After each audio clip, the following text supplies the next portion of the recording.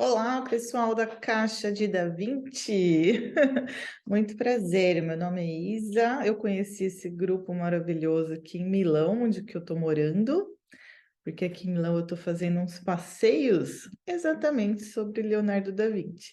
Então, eles me pediram para fazer um pequeno vídeo contando um pouco da vida de Leonardo aqui em Milão, como que foi aqui na Itália. Ele morou em Milão por quase 26 anos. Então, eu vou falar um pouquinho para vocês o que significa Leonardo para mim hoje, por que é tão importante a personalidade dele na nossa vida ainda hoje. Por que esse projeto que vocês estão participando vale tanto, tanto a pena, para poder realmente abrir essa caixa e para que vocês possam pensar fora da caixinha, né? Isso é muito legal. Eu gostaria de começar, deixa eu compartilhar com vocês aqui o Leonardo, então, ele vai trabalhar aqui, ó, essa imagem que vocês estão vendo é do Castelo Sforzesco, um dos castelos de Milão, onde ele trabalhou por muitos anos. Foi a cidade, né, onde ele viveu mais tempo.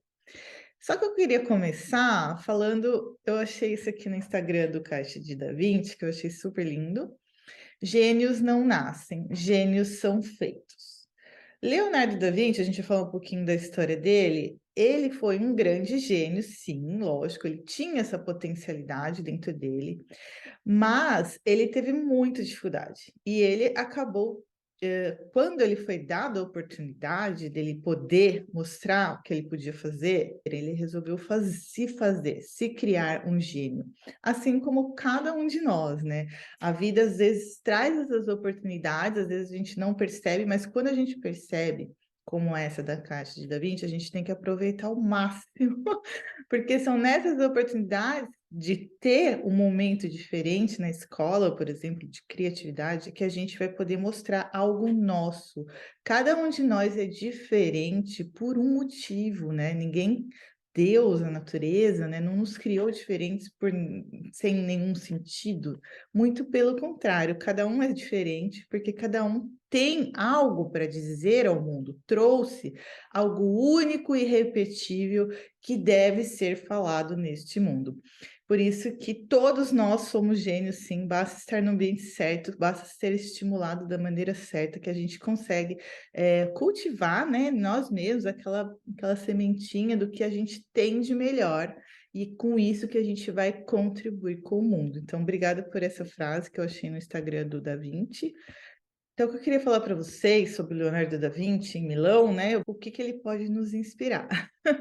Eu coloquei o título Infinitamente Finito, porque o Leonardo teve uma vida, né? Viveu ali, acabou a vida dele, morreu, mas ele deixou para gente, né? Esse legado, essa herança, essa ideia de quem ele foi, que é muito estimulante ainda hoje. Eu acho que é muito importante a gente cultivar heróis na nossa vida, né? Quem fala isso é a Lúcia Helena Galvão, uma grande filósofa que eu sigo, vocês deveriam seguir também, tem muitos vídeos dela no YouTube. Ela fala que Platão dizia isso, né? Um grande filósofo, né? Na Grécia Antiga dizia que se a gente cultiva um herói, né? O herói ele é uma pessoa que viveu algo grandioso, né? Ele fez algo de grandioso, ele nos lembrou de quão grande o ser humano pode ser. E o Leonardo é essa pessoa para mim, né? E para muitas pessoas. Então é legal a gente cultivar. É isso que ele traz para a gente de genial, de beleza, né, das artes que ele fez, da ciência, dessa curiosidade infinita. E não só como cientista e artista, mas o Leonardo mesmo, pessoalmente, ele quis ser uma pessoa melhor. Ele sempre se propôs a viver a vida melhorando a ele mesmo como ser humano. Então, o que que a natureza quer de nós como seres humanos num plano geral para todos? É que nós estejamos aqui para servir, para contribuir com a vida, com a continuidade dessa coisa bela que nós somos. Então, explorando aí nosso lado bom, nosso lado generoso, nosso lado humano, o que temos de nós que nos faz mais e mais humanos. É isso que ele também fez durante a vida dele, que são as coisas que a gente pode considerar o que é infinito no Leonardo, né? O que que é infinito nele? E esse legado que ele deixou, ligado à beleza da arte, às ideias, né, a curiosidade de buscar mais a informação, a inteligência, a sabedoria, ele nunca se contentava, ele se colocava novas perguntas e entender, né? Ele não se contentava somente nem com ler, né, com estudar, porque ele falava, eu sou um discípulo da experiência. O que quer dizer isso, né? Ele quer aprender com a própria vida dele. Claro, ele tem que ter referências, guias importantes que vão ensiná-lo, né? Mas os mestres que ele teve ajudaram muitíssimo, né? A abrir esse caminho de curiosidade, de estimular. Mas aí, durante a própria vida dele, ele ia questionando cada coisa que ele via. E isso é super importante no momento hoje que estamos vivendo, sobretudo de criarmos pessoas mais capazes de ter esse lado crítico, né? Que uma das propostas do projeto Da Vinci é essa: criar pessoas que consigam pensar por si mesmas, e não que leem lá uma mensagem de WhatsApp e vão acreditar no que está escrito ali. Precisa sim ter a capacidade de discernimento do que é uma informação certa e uma informação errada, e o que eu quero para mim mesmo, uma própria capacidade. Isso precisa ser construído, tá bom? E é assim que se constroem gênios, tá? Não é do nada, não nasce pronto. Nasce com algumas características, cada um tem as suas, mas tem que ser desenvolvido durante a vida. Por isso que Leonardo se chama um discípulo da experiência vivida. Então, essa aqui é uma foto das coisas que eu faço aqui em Milão. Eu levo as pessoas para dar uma passeada, fazer uma experiência em Milão, sabendo como foi a vida dele. Aí eu vou contando as histórias da vida dele. A gente faz esse passeio pelo castelo e muitos outros lugares que ele também trabalhou aqui, né? Ele nasceu em Vinci, nessa cidadezinha aí chamada Vinci, que é perto de Florença, em 1452. Fazem mais de 500 anos, né? Em 1452 é um momento muito interessante, né? Porque está tendo o Renascimento italiano, foi um momento histórico que você está saindo da era medieval, né? Onde o medieval, a época da Idade Média, que a gente chama no Brasil, seria ligado assim a uma cultura muito focada na espiritualidade, em Deus. O ser humano é visto como uma pessoa, um servo de Deus, né? Obedece apenas, não se relaciona de uma maneira mais próxima a isso, né? Como se fosse uma relação bem hierárquica e bem de obedecer a algo muito maior do que eu. Já no Renascimento, muitas ideias importantes apareceram, nas quais o ser humano agora vai ser o centro da atenção do que eles vão fazer. Por isso que eles são chamados de humanistas durante o Renascimento. E a filosofia aí de Platão, né, de grandes mestres antigos como Pitágoras, Sócrates, toda essa turminha aí boa, foi renascida, né? Renascimento quer dizer isso, renasceu essas grandes ideias que são os ideais humanistas, né? Como que a gente faz para o ser humano virar a melhor versão dele mesmo, como que o ser humano pode virar tudo que ele pode ser, né? Realmente, se ele for estimulado, ele pode. Sempre centrado na ideia da divinidade. Como eu acendo esse divino que tem dentro de mim. Então, o Leonardo da Vinci, por exemplo, ele viveu muito na natureza na infância, e ele vai achar que tudo é sagrado, né? E nós também. Então, nós temos um pouquinho de sagrado em nós que tem que ser estimulado. E isso é o que faz nós virarmos grandiosos e fazer uma ponte com o infinito do começo. E como que o Leonardo conseguiu criar essa confiança em si mesmo, né? E não deixar cair a peteca, por mais dificuldades que ele tenha encontrado, foi o seguinte: Leonardo nasce de uma família, o pai rico, advogado, a mãe uma pobre camponesa, né? Acho que ela era uma empregada, uma camponesa ali do pai. Tiveram um caso, tal, ele nasceu, eles não puderam casar, os pais, porque era muita diferença social, e muito diferente de muitas famílias que acontece hoje. Quem criou o Leonardo foi a família do pai, a mãe foi meio que afastada, arrumaram lá um casamento para ela com outra pessoa, ela teve outra família. Parece que eles tinham contato, a gente não tem muita informação sobre isso, mas o pai é quem vai mesmo cuidar, criar, né? Não é bem o pai, é o tio e o avô, porque o pai mora em Florença trabalhando nos negócios e o tio e o avô moram nessa foto que você está vendo aí de 20, nesse lugar muito bonito, cheio de natureza. E o tio dele que vai ajudá-lo a ter assim esse amor pela natureza. Ele não, como uma pessoa, ele é chamado de bastardo, né? Porque ele não pode, ele não teve o nível social que ele deveria ter se ele fosse filho legítimo, ele era um filho ilegítimo. E isso deu muitos limites para o Leonardo, né? Por exemplo, tinham escolas lá, né, centros de formação naquela época, aos quais ele não pôde participar por ser um filho legítimo. Ele não podia também herdar a herança do pai dele, né? A casa, as casas, né? Devia ter mais de uma, e toda a riqueza do pai dele, ele estava proibido de herdar isso. E ele também não podia nem seguir a profissão do pai, porque para seguir essa profissão, na época lá, o notaio, que eles chamam, né? O pessoal que trabalha em cartório aí no Brasil, seria mais ou menos hoje, você tem que ser da linhagem sanguínea. Se você não é, você não está fora. Então o Leonardo sabia que ele tinha que se virar. E aí ele começa a fazer uns desenhos lá. Eu tenho aqui um livro, vai ficar um pouquinho pequeno. Ele começou a fazer os desenhos, mostrar talento na arte quando ele tinha lá uns 13, 14 anos, né? Ele teve algumas aulas, por exemplo, de desenho, né? Ensinaram para ele a desenhar, tocar música quando ele era criança, né? Ele começa a desenhar essas paisagens aí de 20, da onde ele mora. E o pai dele vê a grande possibilidade dele ser um artista, né? Como eu disse, o Renascimento era um momento ótimo para ser um artista. E o pai dele acabou dando aquela empurradinha assim, né? Levou os desenhos para um amigo lá em Florença, um cara, um grande artista de Florença, e aí ele aceita o Leonardo como aprendiz.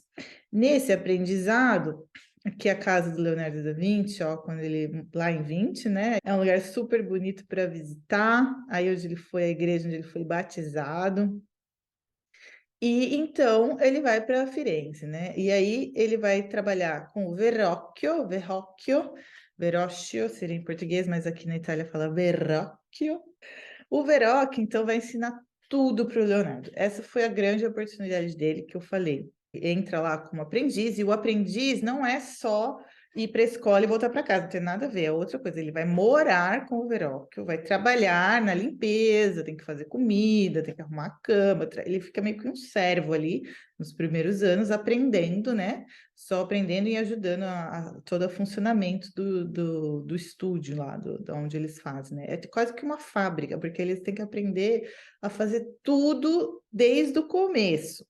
Então, realmente, para você fazer um quadro, você tem que saber fazer a madeira, você tem que pegar, você tem que fazer direitinho, você tem que saber fazer o material para pintar, tudo que tem que fazer envolvido, eles tinham que fazer do zero, né? Não tinha pronto. Então, eles aprendiam sobre tudo. Além disso, eu coloquei aqui o quadro, o primeiro quadro que Leonardo ajudou o Verrocchio. Nesse quadro, você vai ver que um anjinho, esse que está mais à esquerda, foi o que o Leonardo fez.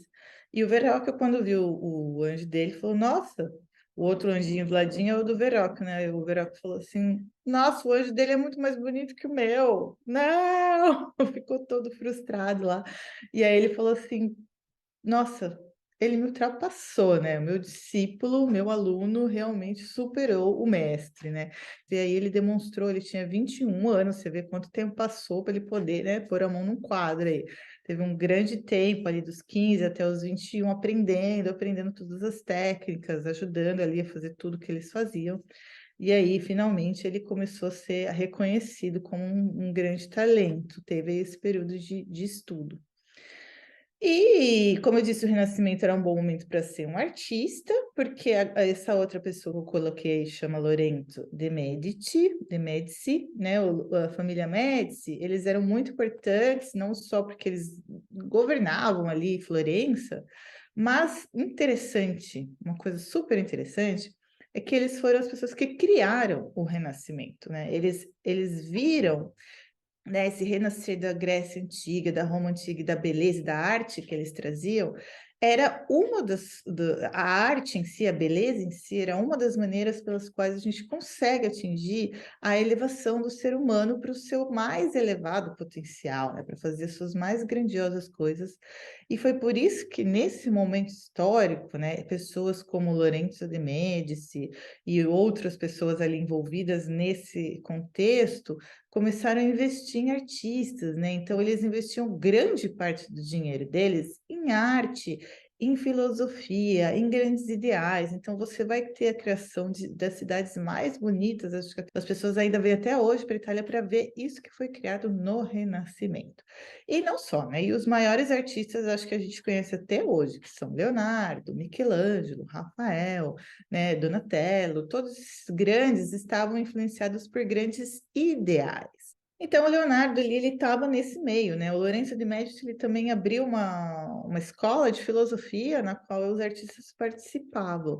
Então, toda essa arte que vinha muito bonita, né? Muito elegante e tal, ela era muito conectada, ela era totalmente conectada em veicular valores, virtudes, né? Para os seres humanos copiarem, para eles fazerem na vida deles. Então, você imagina, naquela época não tinha, né, Netflix, não tinha cinema, não tinha televisão, os quadros eram as novelas, né, eram aquilo que as pessoas admiravam e que conseguiam ler alguma coisa, alguma história, né? As histórias eram faladas por arte. Então, a arte acabou sendo um veículo e muito interessante, porque nessa época, o que que eles queriam veicular com os meios de comunicação, né? Com essa arte muito elevada, eram valores elevados, valores de Platão, valores que querem o bem, né? A generosidade, o amor, a justiça, né? Como que a gente pode desenvolver nosso intelecto, como que a gente pode lembrar que a nossa vida é finita e que a gente deveria usar esse tempo da melhor maneira possível. Então, são todos esses valores que a arte vai vir trazendo aí. E, claro, a conexão com a espiritualidade. Não só a conexão com a espiritualidade, como Deus, uma coisa exterior a mim, mas como eu também acender em mim essa chama divina e ser guiado por ela. Isso é super importante no Renascimento. Então o que acontece? Logo após, Leonardo está com 21 ali, quando ele termina esse quadro que eu estou mostrando, mas quando ele faz 24 anos, ele vai ter um primeiro grande desafio, um grande problema na vida dele. Ele vai ser acusado de sodomia. Sodomia quer dizer homossexualidade, ou seja, ser gay. Ele e mais outras 3 pessoas são acusadas junto com ele. Eles passam por um processo legal que dura uns 2 anos aí. Ele é quase condenado à morte, né? Porque era um crime muito grave. Mas a gente teve uma dessas pessoas aí. Uma das pessoas acusadas com o Leonardo fazia parte relacionado com a família Médici, então a família Médici deu um jeito lá para absolver todo mundo, não acharam provas suficientes, então Leonardo escapou da morte, graças a Deus.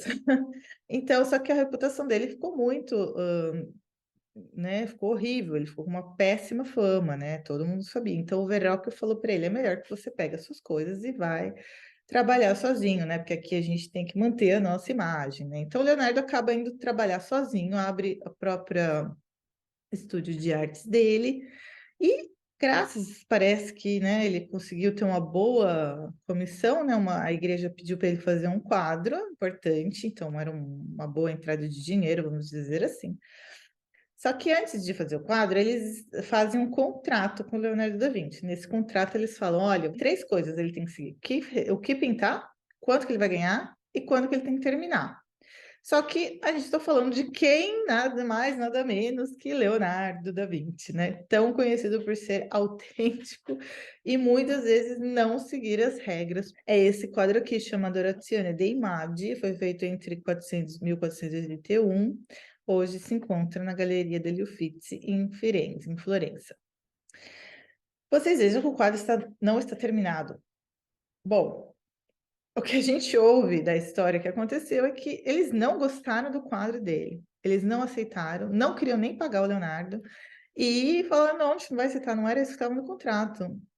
O Leonardo, né, já tinha acabado de passar por uma grande coisa horrível lá, que ele quase foi morto, né? Então, assim, superando as dificuldades.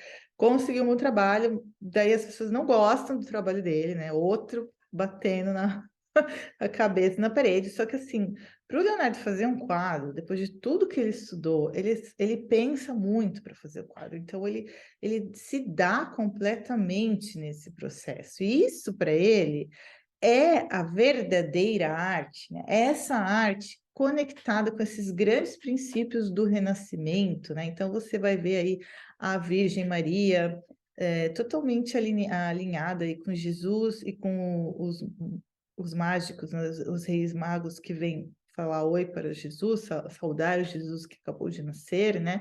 Então a cena é muito serena, essa parte da frente, né? De muita gratidão, de muita humildade, né? E tudo muito alinhado, tudo muito harmônico, esse triângulo lindo. Mas atrás você vê uma grande confusão, né? Muita, como se diz, tensão emocional, né?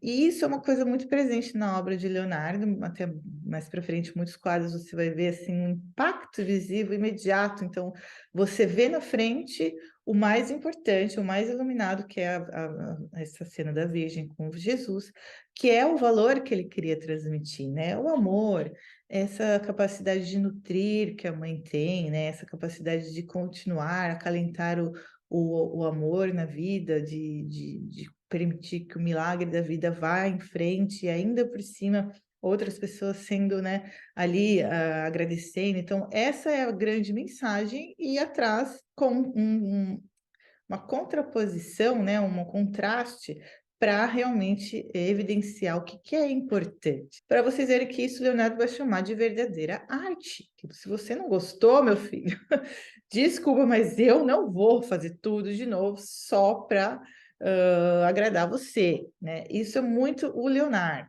Ele vai ficar muito assim fiel ao que ele acha que é uma verdadeira arte. E isso é uma coisa muito bela, porque ele pensou por ele mesmo, ele teve essa capacidade de enxergar o que eu quero com esse quadro, era muito claro para ele. Para os monges que pediram o quadro, não era, então eles não aceitaram e acharam que não tinha nada a ver. Mas o Leonardo, em vez de abaixar a cabeça e falar, beleza, vou começar tudo do zero de novo, só para ganhar o dinheiro, não, ele preferiu, e olha que ele tinha vários problemas para ganhar dinheiro ali, porque era difícil, viu? Parece que ele teve que pedir para o pai ajudar, era tudo ali meio ajudando mesmo para ele conseguir o trabalho. O pai ele tinha uma péssima relação com o pai, até onde a gente sabe. Então era assim, ele tinha muita dificuldade mesmo para. Não era uma pessoa rica, já estava lá, não, era trabalho, trabalho, ganhava um pouquinho aqui, né? E essa aí ele não quis arredar o pé. E aí, lá em Firenze, o que acontece? Não terminar um quadro importante como esse para a igreja, né, tinha lá suas consequências, né? Florença não é tão grande assim. Então, o pessoal ficou sabendo que ele não terminou, né? E uma das pessoas mais importantes era essa aqui que eu mostrei antes, que era aqui o Lorenzo de Medici. Ele está chamando, ele cria os grandes artistas e também chama os melhores artistas, manda, né, para as outras cidades, estados da Itália, para criar alianças políticas, né, estratégicas. Então, ele criou Botticelli, né? Todos esses grandes chamam esses pintores para ir para o Vaticano nessa época que o Leonardo não terminou esse quadro dele aqui. E o Leonardo, ele falou, Leonardo, eu não posso mandar você para o Vaticano, né? Você não terminou nenhum quadro aqui, como é que eu vou mandar você? Leonardo, putz. Mas o Lourenço sabe, né, que o Leonardo é um grande maestro e que um mestre, né, um grande mestre artista, não só capacitado nas artes plásticas, mas também em outros tipos de artes e habilidades, né? Então, ele vai falar para o Leonardo: agora nós temos em Milão um novo duque, né? O Duque Ludovico Sforza. E ele quer bons artistas lá na corte dele, ele está precisando. Então, por que você não vai para Milão? Mas em vez de ir como artista, por que você não leva um instrumento que ele adora a lira, né? Esse instrumento que parece uma harpa, e se apresenta como músico lá para o Ludovico, né? E o Leonardo fala Putz, que ideia boa, né? Milão, uma grande cidade, a maior cidade aqui da Itália. Na época era tudo dividido, né? Era dividido em cidades e estados. E aí ele prepara uma lira, ele prepara esse instrumento aí, ele mesmo, faz uma escultura de prata. Não é esse desenho que tem no livro dele, mas ele faz uma ele mesmo, ele sabe construir o instrumento do zero. Você tem uma ideia de como eles aprendem lá, aprendiam as coisas muito bem, né? Do zero, assim. E usando a própria criatividade dele, então ele cria esse instrumento. É uma cabeça de cavalo, na verdade é uma caveira de cavalo. Aí ele põe lá as cordas, constrói a lira parecida com esse do desenho que eu mostrei aí. É muito engraçado. Aí ele chega em Milão, tá tendo uma competição de música, um festival de música onde as pessoas se exibem para poder ganhar, né, um prêmio. E ele se exibe lá, ele se apresenta, dizem que ele faz uma apresentação maravilhosa, porque ele sabia tocar também muito bem. E aí ele ganha a competição de música e no final ele pega esse instrumento bem bizarro, bem estranho, e ele vai dar de presente para o Duque, né? O Duque Ludovico Sforza. E aí o Duque aceita ele aqui em Milão, que a gente faz o passeio. Aí eu coloquei aí o monumento equestre, né, que é esse cavalo, por quê? Olha só a sacada do Leonardo, né? Tudo bem que ele teve lá uma indicaçãozinha do Lourenço de Médici, quando ele chega em Milão, mas o Lourenço sabia, né? O Leonardo sabia que o Ludovico Sforza queria construir um cavalo, um monumento, na verdade, era um monumento à forma de cavalo para homenagear o pai dele, que já tinha morrido. Então, ele queria que fosse uma estátua gigantesca com o pai dele, uma estátua de cavalo, né, que é esse símbolo de poder, e queria. Então, o Leonardo chega aqui sabendo isso, então ele prepara a lira com a cabeça do cavalo e dá de presente. Então, você vê que ele está muito preparado. Ele se prepara para esse encontro o melhor que ele pode.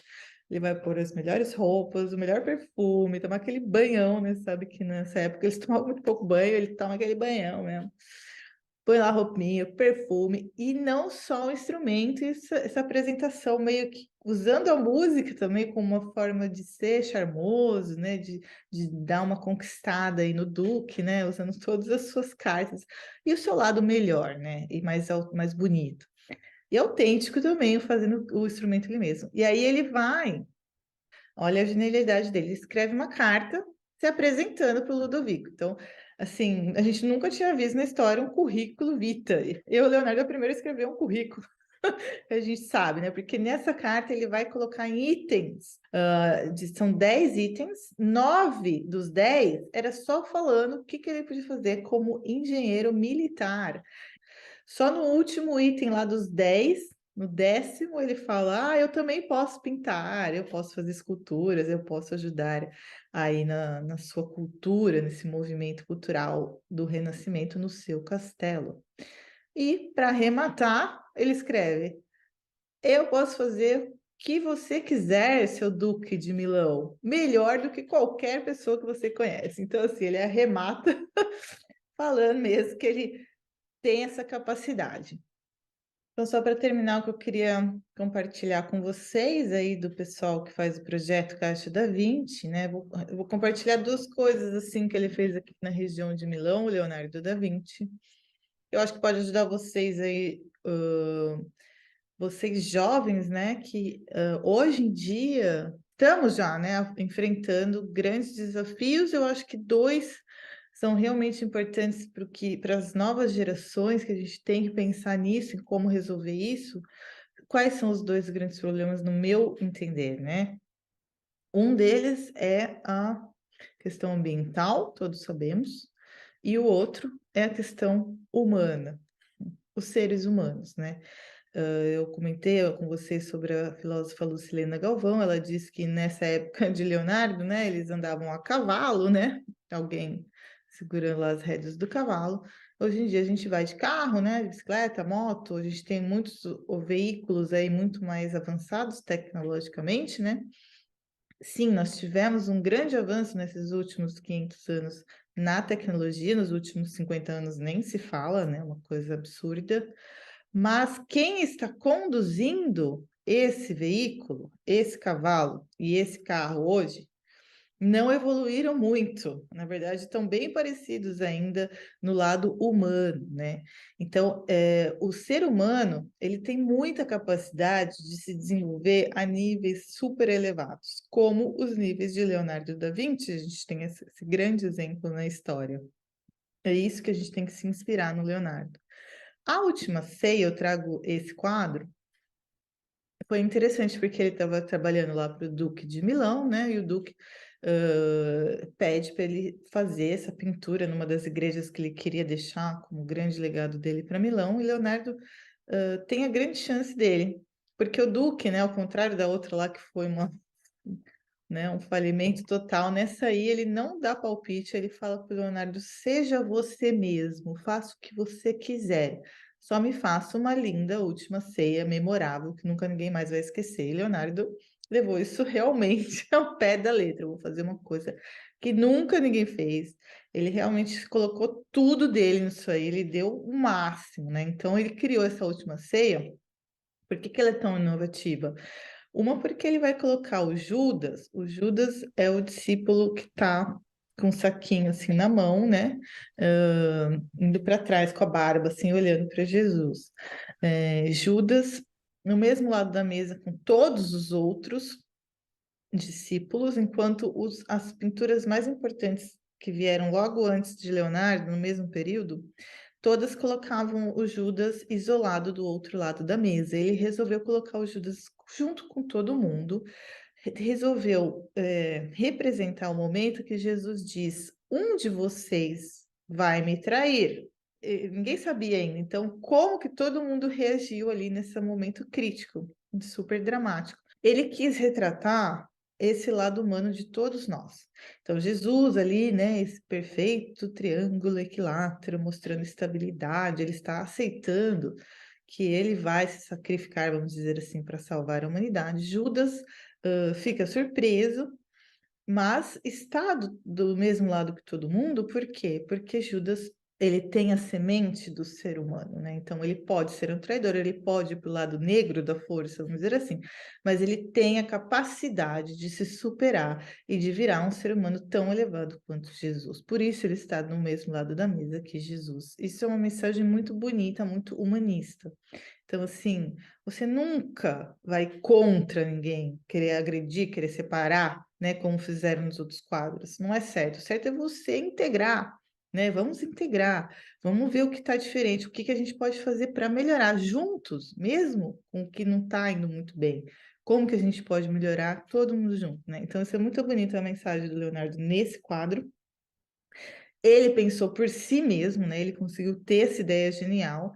E outra coisa que ele fez, que ele quis usar a perspectiva é uma ilusão de ótica que dá a sensação de profundidade no quadro. Então você tem a impressão de que a sala continua lá para trás, né? Como que ele faz isso? Ele tem que convergir, né? Unir todas umas linhas do desenho num único ponto.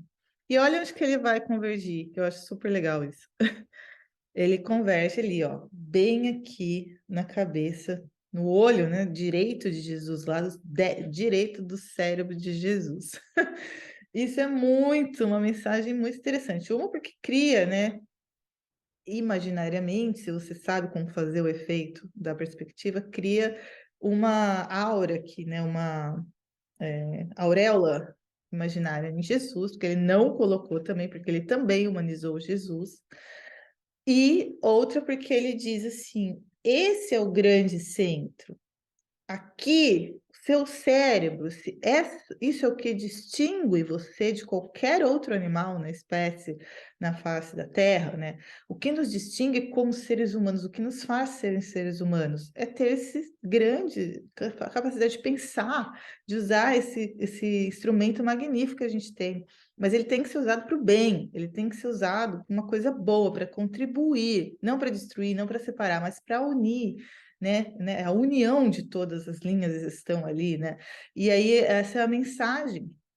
Até porque o Leonardo, ele fazia abria muitos corpos, né, para ver como era feito, porque ele era tão curioso, ele queria saber como funcionava a máquina do corpo humano, então ele vai abrir muitos corpos ele vai achar uns espaços dentro do cérebro e ele acha que é um espaço reservado para a alma humana, né? Para a nossa alma.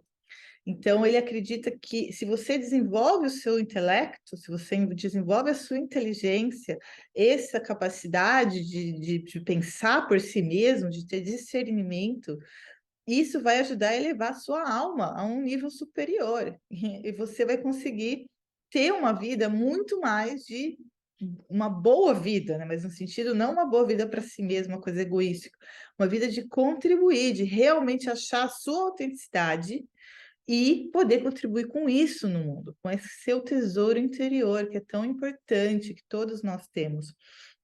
Então, a capacidade de pensar, de estudar, é uma coisa para se cultivar na vida como um prazer, né? O Leonardo diz, o maior prazer que existe é o prazer de conhecer, de saber, né? Ele está muito acima, assim, de qualquer outro tipo de prazer, na opinião de Leonardo da Vinci. Por quê? Porque quando você entende, quando você tem um entendimento da realidade mesmo, do que é a verdade, você fica deslumbrado, né? Então, isso é muito importante hoje, porque hoje as pessoas estão muito preguiçosas para ir atrás do conhecimento e acreditando em muitas mentiras que elas leem numa mensagem de WhatsApp, né? Isso não pode continuar acontecendo, a gente não pode continuar acreditando em bobagens, em coisas que não têm nenhum fundamento real, só porque chegou numa mensagem de WhatsApp.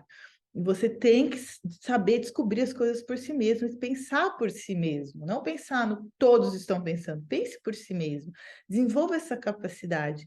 Isso é aí que você vai descobrir a sua unicidade, a sua autenticidade, e é com isso que você vai contribuir no mundo e ninguém vai poder te parar. Ninguém parou Leonardo da Vinci, ele seguiu isso, por mais erros que ele teve, por mais falimentos que ele teve vários obstáculos, ele era um bastardo, ele foi acusado de homossexualidade, ele quase foi morto várias vezes, não só nessa vez, também trabalhando com tiranos, né, com pessoas déspotas que eram ditadores mesmo. E eles tinham que tomar muito cuidado ali, mas ele foi criando passo a passo a sua própria autenticidade e conseguiu deixar isso como o maior legado para o mundo, né? Seja curioso, vai descobrir a verdade, não se contente com meias verdades, com frases jogadas ali, com qualquer videozinho. Vá buscar as fontes, veja na sua própria experiência o que você sente, o que você pensa. Isso é super importante, é muito Leonardo. E é muito humanista, é o que nos torna mais humanos, né? O bem são as coisas que unem, não as coisas que separam. Então, o que une é o bem, é o belo. Platão dizia que o que é bom é belo também, né? Então, um ato de generosidade, de bondade, de união, de integração, mesmo dos diferentes, mesmo de alguém que errou, vamos tentar integrar e melhorar como juntos, né? É muito bonito isso. Então, e a última coisa que eu queria falar para vocês, que aí esse quadro é muito humanista, então assim ele nos ajuda a entender como como seres humanos podemos melhorar hoje, né? E não cair nessa cultura de desinformação, de bobagens, de ridicularização que estamos passando. Precisamos sim buscar o conhecimento verdadeiro através de fontes confiáveis e através de próprio discernimento, a capacidade de pensar por si mesmo. Isso é muito leonardesco, é muito importante vocês desenvolverem, vocês estão tendo essa oportunidade de trabalhar com esse material aí que ajuda vocês a terem esse poder na mão de vocês, que ninguém pode tirar de vocês, que é uma coisa que só vocês podem construir por vocês mesmos. E é a única coisa que também ninguém pode tirar de vocês. A última coisa, então, né? A gente poderia falar de muitas outras coisas, o homem vitruviano, mas aí, se um dia vocês quiserem, se vocês gostaram, assim, a gente pode conversar, eu posso contar várias coisas para vocês. Agora, eu vou ter que passar para frente aqui sobre o homem vitruviano na arquitetura, tem muita coisa legal aqui que eu poderia comentar. Eu só vou falar do último projetinho, esse é o cavalo que fizeram uma réplica aqui perto de Milão.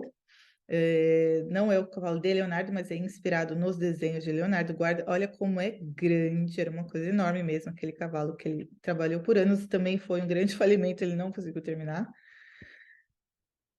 Eu vou contar só isso. O meu filho é Leonardo. Meu filho também se chama Leonardo.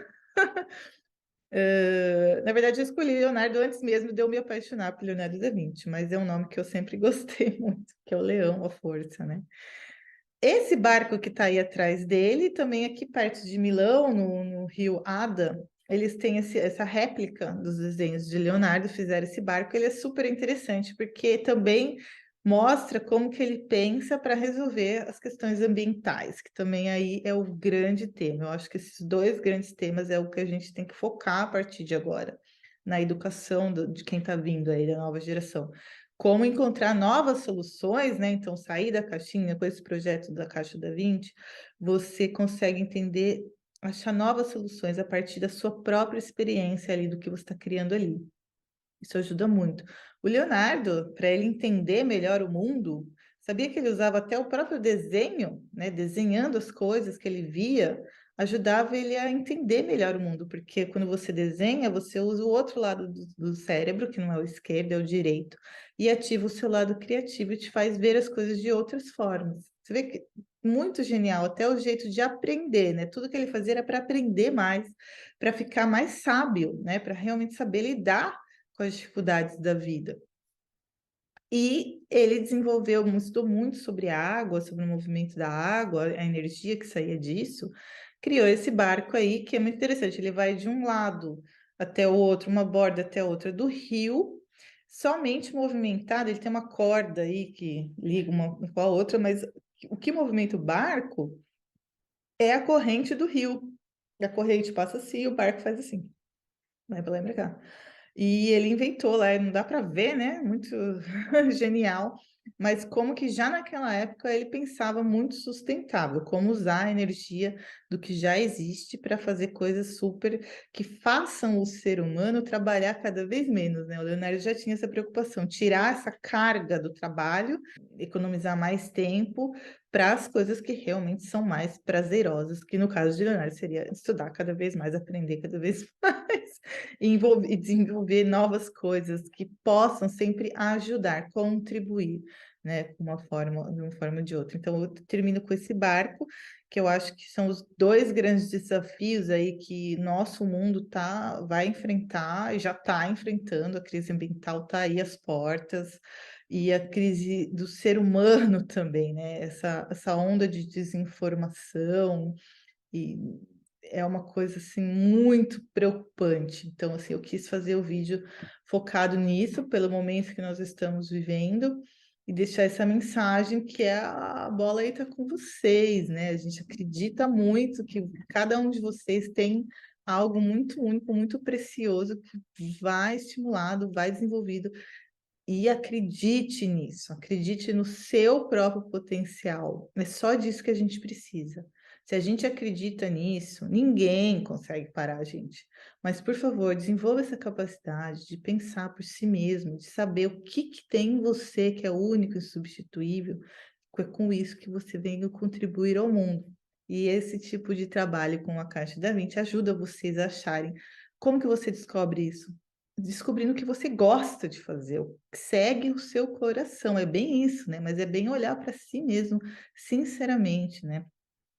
Esquece um pouco das vozes de fora, ouve dentro de você, tá lá, você vai encontrar isso, mas você tem que dar espaço para encontrar isso e cultivar. E fazendo esse tipo de trabalho criativo, onde você consegue descobrir o que você gosta, o que mais te interessa, né? Cada um do grupo aí vai se ocupar com uma coisa que talvez se dê melhor, e isso dá a capacidade de você descobrir quem você realmente é, o que você veio aqui a dizer e como você pode contribuir com esses grandes desafios aí que estamos enfrentando, né? Então, vocês são a nova geração, então a gente, todo o coração, faz de tudo mesmo para ajudar que vocês possam exprimir vocês do jeito como o Leonardo conseguiu exprimir, né? Deixar essa mensagem para a gente aí. Vamos acreditar sim em si mesmo, não desistam. E bola para frente. Eu estou aqui disponível, qualquer coisa, você vai ter vou ter um super prazer de interagir com vocês mais vezes, tá bom? Bom trabalho, então. Muito obrigada.